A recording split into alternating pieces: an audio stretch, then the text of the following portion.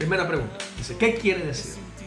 ¿O qué quieren decir las escrituras con la frase a quien remitieres los pecados le serán remitidos y a quien se los retuviere le serán retenidos? Bueno, esa es la primera pregunta de esta noche, vamos a responderla. ¿Qué quiere decir las escrituras con la frase a quien remitieres los pecados le serán remitidos y a quien se los retuviere le serán retenidos? Esta pregunta, reitero, nos las hace Catherine Betancourt. Catherine Betancourt nos hace esta pregunta y vamos a comenzar a dar respuesta. Esta cita bíblica aparece en los evangelios. En la mayoría no aparece como remitieres, sino utilizando perdonares o liberares, pero particularmente en Juan, en el Evangelio de Juan. Vamos a ver si me puedes ayudar con el Evangelio de Juan en el capítulo 20 del Evangelio de Juan, versículo 21, 22, creo que es el 22 o el 23. Evangelio de Juan, capítulo 20. ¿Qué versículo es? 23. Versículo 23. Evangelio de Juan, capítulo 20, versículo 23. Vamos a leer lo que dice. A cuantos perdonéis los pecados, les han sido perdonados. A cuantos los retengáis, les han sido retenidos. Bueno, este versículo bíblico tiene algunas implicaciones doctrinales bastante fuertes y muchas religiones los han tergiversado al ignorar lo que dice la Escritura, y otras lo han hecho para justificar sus prácticas religiosas. Entre esos, la Iglesia romana se ha adjudicado el derecho a que sus sacerdotes puedan perdonar pecados y puedan liberar de los pecados a las personas, pues al rebaño, a sus feligreses. No solamente la Iglesia romana hace esto, sino también muchas congregaciones cristianas lo hacen. Se han atribuido directamente el poder y la capacidad de perdonar pecados o de remitir pecados. La traducción en la mayoría de las Biblias aparece como remitir. En el Nuevo Testamento griego aparece la palabra perdonar, que parece que fuera más fuerte. A quienes perdonen los pecados les serán perdonados. Esto es es un versículo bastante fuerte, pero tenemos que ir directamente a una referencia que aparece en Mateo capítulo 16 para entender el contexto de lo que está sucediendo aquí en Mateo capítulo 16. Creo que es el verso 19, lo que atareis en la tierra. Sí, ese es en Mateo capítulo 16, versículo 19. Vamos a leerlo, por favor. ¿Qué dice? Te daré las llaves del reino de los cielos, y todo lo que ates en la tierra habrá sido atado en los cielos, y todo lo que desates en la tierra habrá sido desatado en los cielos. La mayoría de las versiones bíblicas, muchas gracias, la mayoría de las versiones bíblicas dicen todo lo que atareis en la tierra será atado en los cielos, colocando, como usted se da cuenta, el verbo en un futuro, dependiendo de la actitud o de la acción del discípulo o de la iglesia. Cuando la Biblia dice, en la mayoría de las versiones vernáculas en el mundo entero, dice lo que atareis en la tierra será desatado en los cielos, implica que el cielo está esperando actuar según la acción del discípulo o del apóstol o del ministro. Si el ministro ata, entonces el cielo ata. Si el ministro desata, entonces el cielo desata. Esta situación ha llevado a una cantidad de herejías, como el decretar de hoy en día, como el profetiza, como el declara, como el determina, como el visualiza, y todas estas cantidades de errores doctrinales y falsedades, asumiendo un poder que la iglesia nunca ha tenido y que nunca va a tener. La iglesia no tiene el poder para cohesionar a Dios o para hacer que el cielo actúe según sus pretensiones. Por eso, en la traducción correcta de Mateo 16, 19, dice: lo que ates en la tierra habrá sido atado. Eso quiere decir que sucedió en un tiempo pasado, fue atado en un tiempo pasado y ahora la iglesia, por la revelación del Espíritu Santo, tiene la capacidad de discernir cuál es la voluntad de Dios que ya fue hecha en el cielo, para entonces profetizarla o para entonces decirla en la tierra. Son dos cosas diferentes. Saber lo que Dios ha determinado y luego decirlo, a decirlo y que luego Dios me obedezca. Son dos cosas completamente distintas. De la misma forma, en Mateo capítulo 20, versículo 23, dice: a quien le perdone los pecados, les que han sido perdonados. Léelo nuevamente, por favor.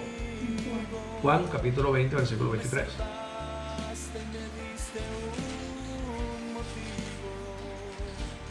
Estamos respondiendo a la pregunta: ¿qué quieren decir las Escrituras? Con la frase: a quien remitieres los pecados les serán remitidos, y a quien se los retuvieres les serán retenidos. A cuantos perdonéis los pecados les han sido perdonados. A cuantos los retengáis les han sido retenidos. Aquí vuelve a aparecer esta conjugación verbal muy curiosa y muy directa. A quienes perdonéis los pecados les han sido perdonados. Esa conjugación está en un presente perfecto, que implica que la acción ya se hizo, ¿sí? Que ya se hizo, y que ahora que ya está hecha yo la puedo proclamar. Entonces, no es real que yo puedo perdonar pecados, o que ningún pastor, o que ningún ministro, o que ningún sacerdote de cualquier culto cristiano pueda perdonar pecados. Es falso. Nadie puede perdonar pecados. La única forma en la que se puede hacer esto, según el contexto bíblico aquí de frente a la Biblia, es la siguiente. Número uno. Ahora sí, vamos a ya aclarado estas dos cosas, vamos a entrar entonces a la respuesta. Número uno, a través de la predicación del Evangelio. ¿Cómo es posible? Cuando yo predico el Evangelio y predico el nombre de Cristo, le puede decir a una persona: si tú crees en el Señor Jesús, tus pecados son perdonados. Eso es inmediato. Yo no lo estoy perdonando, pero estoy declarando una verdad profética, una verdad que ya sucedió en el reino de los cielos. ¿Por qué? Porque si esa persona ha sido elegida para hacer y recibir la redención y la salvación de los pecados, ya han sido perdonados. Solamente necesitan la predicación del Evangelio para que esa persona venga al arrepentimiento y ese perdón que ya ha sido preparado de antemano se ejecute. ¿Sí me explico?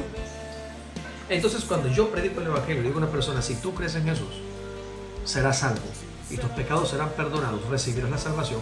Yo estoy siendo ese agente promotor y declarador de un perdón divino, el cual yo no puedo entregar, pero que si tú crees en Jesús, a través de la predicación de lo que yo te estoy diciendo, eres perdonado. En el momento que tú recibas a Jesús, en el momento que rindes tu vida, yo te puedo decir: tus pecados han sido perdonados. No tienes ningún pecado pendiente. Lo puedo declarar. ¿Por qué? Porque ha sucedido en el cielo por causa de la fe.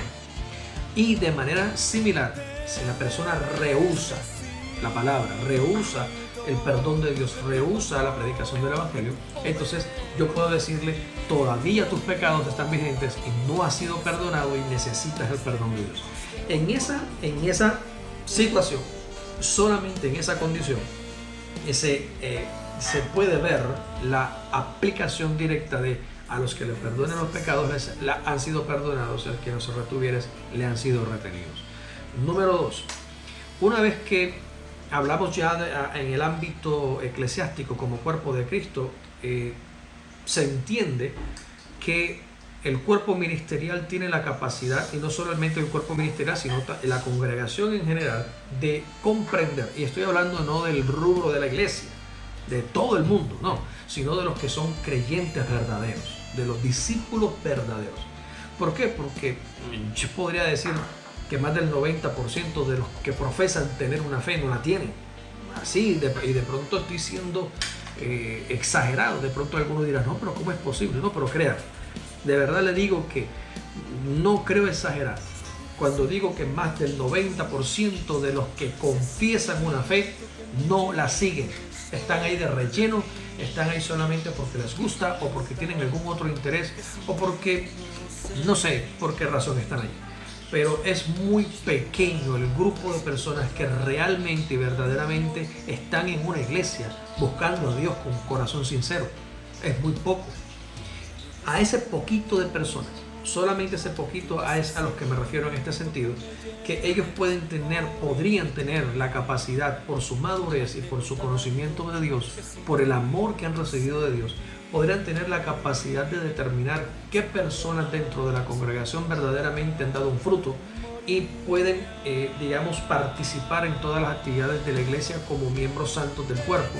Y ellos mismos pueden determinar quiénes no lo han hecho y necesitan un proceso entonces de disciplina, de expiación, en donde tengan que dar un fruto verdadero, porque todavía sus pecados que han sido recurrentes, ¿sí?, aún después de haberse convertido a Cristo e insisten y persisten en lo mismo, estos hermanos que son espirituales podrían tener la capacidad de decirle: hermano, usted no puede participar en esta actividad porque todavía no hay un buen testimonio.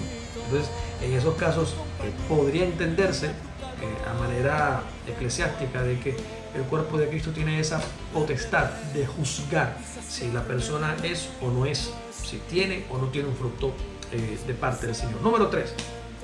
La tercera, cuando hacemos oración por los enfermos. O sea, aquí sí hay algo muy particular y de pronto, por eso le póngase los cinturones, de pronto lo que voy a decir no le va a parecer, pero bueno, cuando se hace oración por los enfermos, la Escritura dice que la oración de fe sanará al enfermo.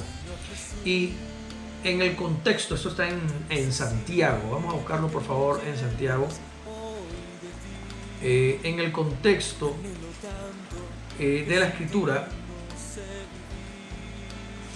aparece una persona enferma, aparece un discípulo o un miembro de la iglesia, capítulo 5, Santiago capítulo 5, creo que el verso 14 en adelante. Verifícalo por favor antes de leerlo. Creo que es el capítulo 5 de Santiago, del versículo 14, 15. Habla de la oración por los enfermos. Entonces aquí tenemos un personaje, un hermano de la congregación, alguien de la iglesia que está enfermo, y el apóstol Jacobo o Santiago le dice a los ancianos de la iglesia, no a toda la iglesia, sino a los ancianos de la iglesia: vayan y oren por él, y la oración de fe de ustedes sanará al enfermo. Vamos a leerlo a ver qué dice. ¿Está alguno enfermo entre vosotros? Haga llamar a los ancianos de la iglesia y orad por él, ungiéndolo con aceite en el nombre del Señor. Y la oración de fe sanará al enfermo y el Señor lo levantará. Y si hubiera cometido pecados, le serán perdonados. Maravilloso. Entonces miremos aquí esta parte ya en el ministerio práctico. No toda la iglesia tiene esta facultad. Esta facultad ha sido exclusivamente dada a los ancianos de la iglesia. Ancianos que han sido establecidos en la congregación por el ministerio de los apóstoles. Bíblicamente, solo los apóstoles tienen la capacidad de delegar ancianos dentro de la iglesia. Los apóstoles. Los ancianos no se eligen por votación popular, ni por dedo, ni por familia, ni por afinidad política. No.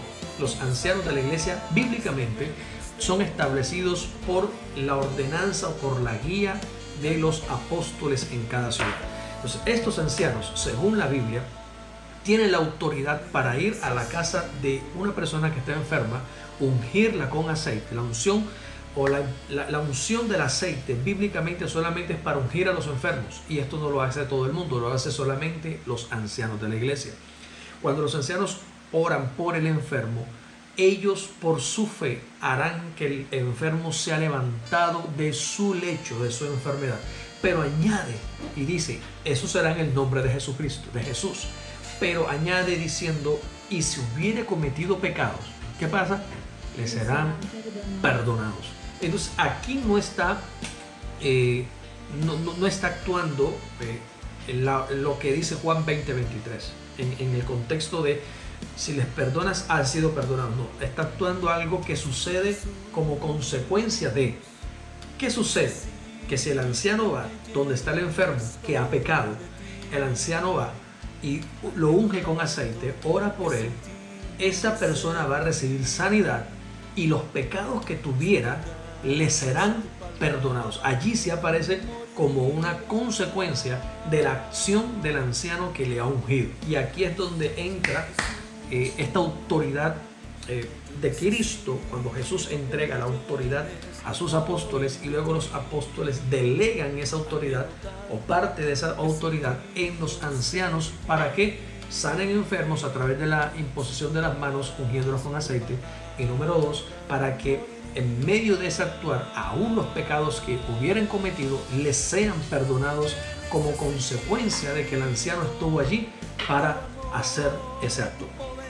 Entonces, en ese aspecto es en lo que el apóstol Juan se refiere cuando dice: a quien le retuviere los pecados les serán retenidos, y a quienes se los perdonen les serán perdonados. En ese contexto sí entra, según Santiago capítulo 5, porque ¿qué pasa si el anciano no va? Si el anciano no va a orar por el enfermo y a ungirlo con aceite, ¿qué pasa con el enfermo? Se queda enfermo. Solamente se levantaría porque Dios lo determina así, por su libre decisión.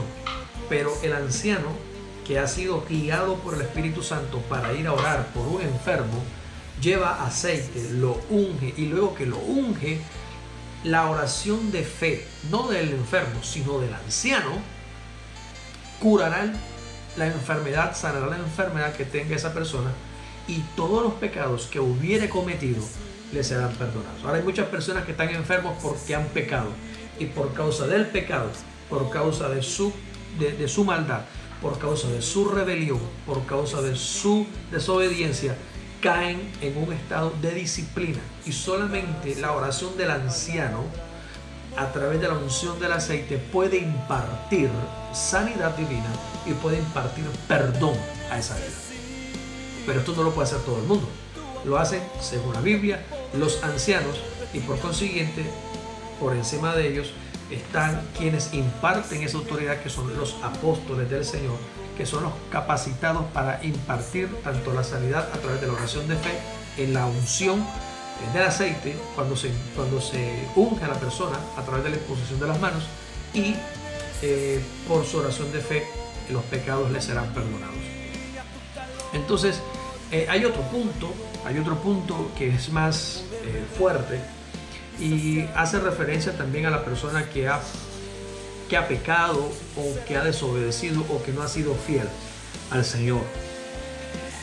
Hay algunos versículos que son un poco más complejos de comprender y de entender. No los voy a tratar ahora porque me demoraría mucho tiempo explicándolos, pero sí voy a dar el dato, a mencionarlo, para que lo tengas en cuenta, para que sepas lo que puede hacer el anciano. En este caso, no aparece referenciado ningún anciano haciéndolo, sino los mismos apóstoles. Aún los profetas, el ministerio profético tiene esa capacidad. Y es que si una persona ha fallado, si una persona está en juicio de Dios, si una persona está en enfermedad, si una persona está en una situación crítica, caótica, por desobediencia, por incumplimiento de obligaciones, por cesación de labores, por no haber sido fiel a Dios, esa persona tiene una deuda con Dios, digámoslo así, porque ha sido infiel, porque ha desobedecido. Y posiblemente la enfermedad en la que está lo va a incapacitar y lo va a imposibilitar para que, aunque se arrepiente y pida perdón, lo haga. No va a poder hacerlo porque ya es imposible, o porque se le acabó el tiempo, porque en medio de la disciplina Dios ha determinado que ya parta de esta tierra, y esa persona tiene esa deuda pendiente. En este caso, un apóstol o un profeta puede ir a esa persona y delante del Señor remitir los pecados o perdonarlos, asumiendo él la responsabilidad que la persona no pudo cumplir. Es decir, es como colocarme en el lugar del enfermo y decirle a Dios la deuda que esta persona tiene pendiente contigo, no por pecados, sino por desobediencia o rebelión, o porque no ha hecho la voluntad de Dios en algo del servicio. Lo que esta persona te ha fallado, Señor, en este momento yo me pongo en su lugar y yo tomo esa carga. A partir de ahora, lo que le encomendaste a esa persona, yo lo recibo, para que yo sea el que lo haga a partir de hoy, y esta persona sea libre y sea perdonada, y tú puedas bien sanarla, o tú puedas bien llevártela y esa persona se vaya en paz. Este es el punto más fuerte en el que la mayoría de las personas ignora que puede pasar, que puede hacerse, y que realmente la mayoría de los ministros no saben que tienen esa facultad para hacerlo. Y entre otras cosas, el ministro que se atreva a hacer algo así tiene que saber exactamente en qué se está metiendo. ¿Sí?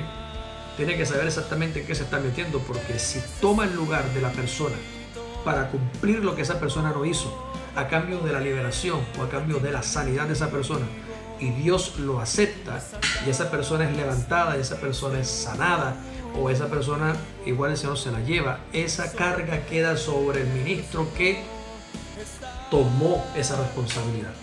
Lo que quiere decir es que a partir de ese momento, si yo hago eso, a partir de ese momento no solamente tendré mis deberes, mis compromisos y mis responsabilidades, sino que también asumo los de la otra persona por la que oré.